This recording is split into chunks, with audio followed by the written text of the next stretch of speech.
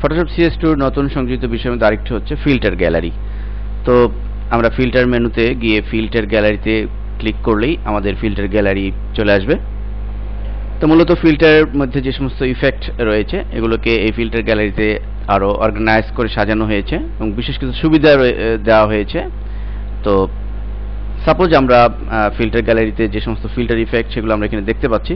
Suppose আমরা টেক্সচারের যে effect রয়েছে, আমরা যদি এই লেফট সাইডের বাটনে ক্লিক করি তাহলে টেক্সচার ইফেক্টগুলো বড় আকারে শো করবে এবং আমরা জাস্ট যে কোনোটি ক্লিক করার সাথে সাথে এটি এখানে অ্যাপ্লাই হয়ে যাবে এবং এটি বড় প্রিভিউতে দেখা যাবে। এটি কিন্তু আমরা আমাদের বিশেষ সুবিধা দিচ্ছে যা কিনা পূর্ববর্তী ভার্সনে ছিল না।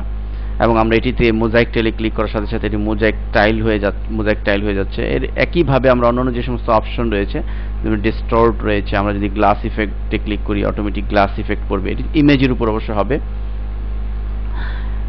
এবং আমাদের যে আর্টিস্টিক রয়েছে, আর্টিস্টিকের মধ্যে ক্লিক করলে সেটিও আমাদের অটোমেটিকই বড় আকারে শো করবে।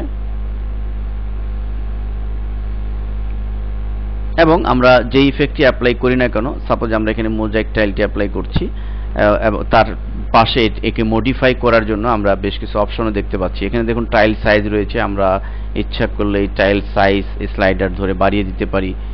এবং আমরা এখানে যে গ্রাউট ওয়াইড রয়েছে এটিকে আমরা বাড়িয়ে দিতে পারি, ফলে এটির ইফেক্ট এখানে অলরেডি পড়েছে।